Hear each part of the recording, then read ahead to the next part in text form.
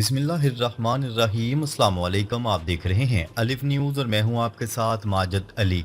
शामिल करते हैं पाकिस्तान और दुनिया भर से ब्रेकिंग न्यूज़ हेडलाइंस। लाहौर समेत बड़े शहरों में सुपर फ्लड का खतरा, आइंदा 48 घंटे नहायत संगीन। पाकिस्तान इस वक्त शदीद तरीन कुदरती आफत का सामना कर रहा है। बारिशों और दरियाओं के पानी के तेज बहाव ने सूरत हाल को इंतहाई खौफनाक बना दिया। लाहौर, गुजरांवाला, मुल्तान, पेशावर, इस्लामाबाद, पिंडी, हत्ता के कराची और बलूचिस्तान तक बड़े पैमाने पर सैलाब के असरात ज़ाहिर होना शुरू हो गए। लाहौर की हाउसिंग सोसाइटीज मुकम्मल तौर पर ज़ेर आब आ चुकी हैं। ग्राउंड फ्लोर के घर, गाड़ियां, फर्नीचर और लोगों की जमा पूंजी तबाह हो गई।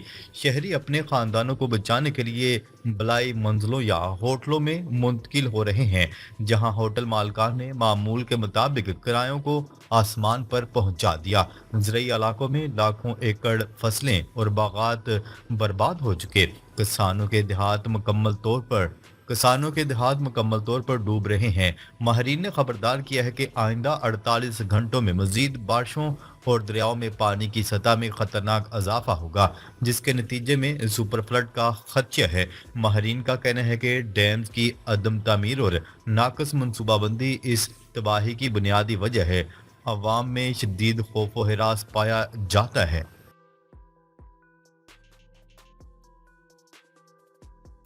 खबर के अगले हिस्से में बात करते हैं रूस यूक्रेन जंग, नया खौफनाक मोड़, तेल की रिफाइनरीज और दरअल हुकूमत कैव धमाकों से लरज उठे। रूस और यूक्रेन की जंग इस वक्त इंतहाई खतरनाक मरहले में दाखिल हो चुकी है। यूक्रेन ने रूस की दो बड़ी ऑयल रिफाइनरीज को ड्रोन हमलों में निशाना बनाया, जिसके नतीजे में खौफनाक धमाके और आग के शोले आसमान तक बुलंद होते दिखाई दिए। इस हमले से रूस को भारी नुकसान पहुंचा है। दूसरी जानिब रूस ने भी जवाबी कार्रवाई करते हुए यूक्रेन के दारुल हुकूमत कैफ पर रात के वक्त बड़े पैमाने पर ड्रोन और मिसाइलों से हमला कर दिया। यूक्रेनी हुकाम के मुताबिक इन हमलों में 17 अफराद हलाक और दर्जनों जख्मी हुए, जबकि कई रहायशी इमारतें तबाह हो गईं।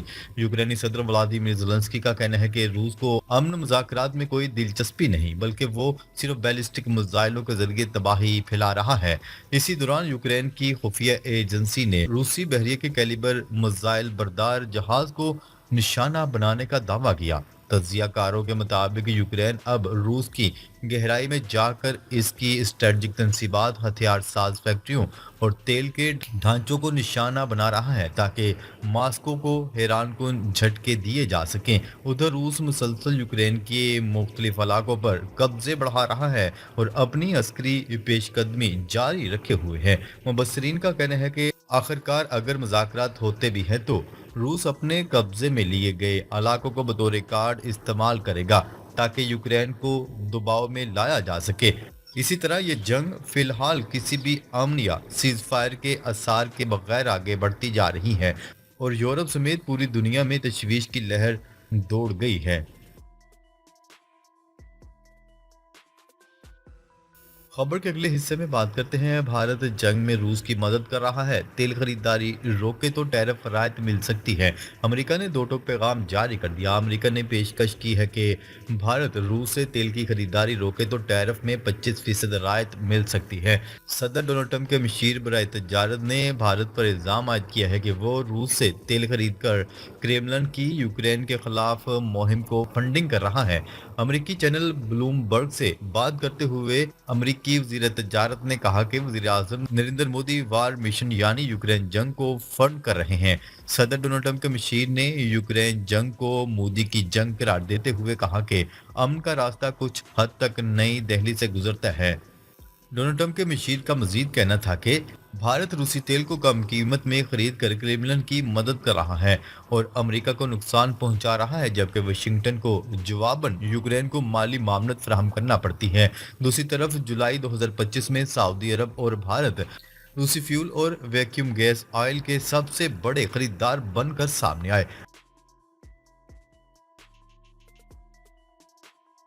खबर के अगले हिस्से में बात करते हैं भारत के वजीर दिफा राजनाथ सिंह का कहना है कि जंग की नौयत तेजी से बदल रही है, हत्ता के तसादम के दौरान भी ये तब्दीली हो रही है। भारत को 2 माह से लेकर 5 साल तक जारी रहने वाली जंग के लिए भी तैयारी रखनी होगी। उन्होंने मकालमे की अहमियत पर भी जोर दिया और कहा कि भारत को टेक्नोलॉजी को ज्यादा तेजी से अपनाना होगा।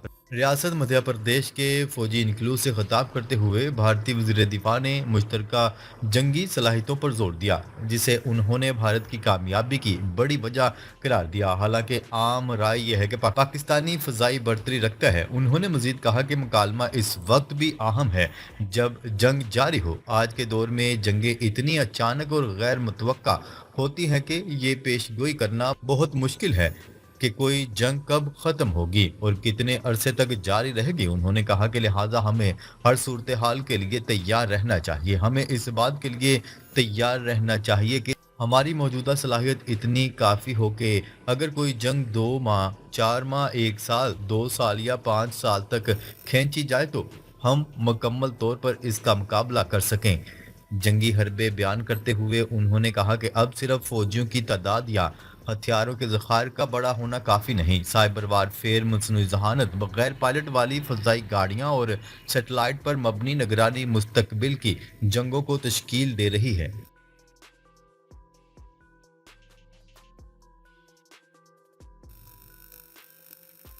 खबर के अगले हिस्से में बात करते हैं पाकिस्तान की नई रॉकेट फोर्स कमांड का क्या, मोदी सरकार के जंगी जुनून पर कारी ज़रब।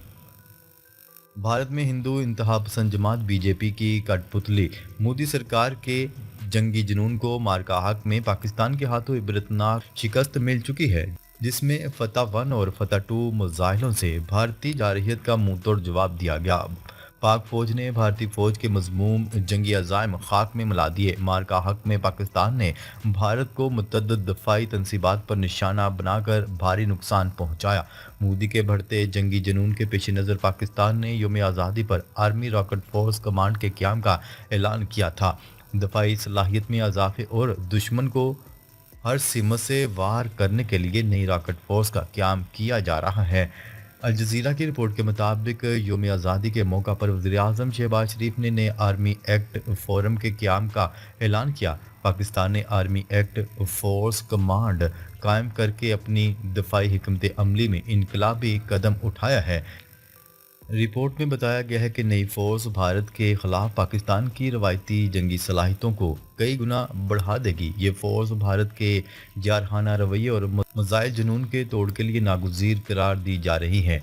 तज्ज़ियाकारों का कहना है कि RFC वक्ती कदम नहीं बल्कि पाकिस्तान की देरपा दफ़ाई हिकमत अमली का हिस्सा है। अल जज़ीरा के मुताबिक ये फ़ोर्स पाकिस्तान को भारत के खिलाफ रवायती सतह पर गहरे और दुरुस्त हमले करने की ताकत देगी।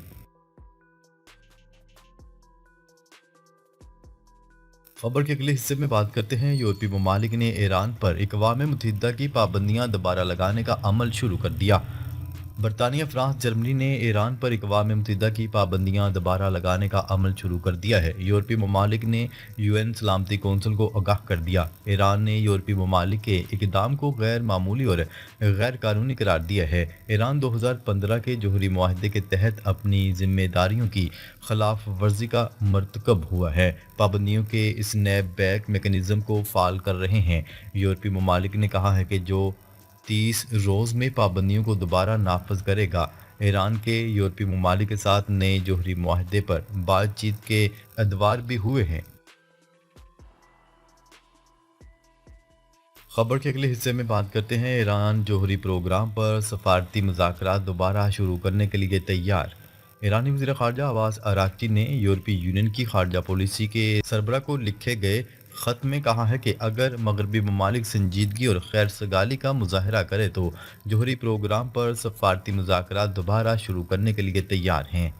ईरानी मौक़िफ़ ऐसे वक्त में सामने आया जब बरतानिया, फ्रांस और जर्मनी ने ईरान पर दोबारा अक़वाम मुत्तहिदा की पाबंदियाँ आयद करने के लिए बाज़ाब्ता अमल का आगाज़ कर दिया है। तीनों यूरोपीय ममालिक के अक़वाम मुत्तहिदा सलामती कौंसिल को लिखे गए ख़त में कहा गया है कि ईरान ने जोहरी प्रोग्राम से मुतल्लिक़ वादों की पासदारी नहीं की। नाज़रीन, अब तक के लिए इतना ही। मज़ीद ख़बरें लेकर बहुत जल्द आपकी खिदमत में हाज़िर होंगे। तब तक के लिए अपना ख्याल रखिएगा। अल्लाह निगहबान।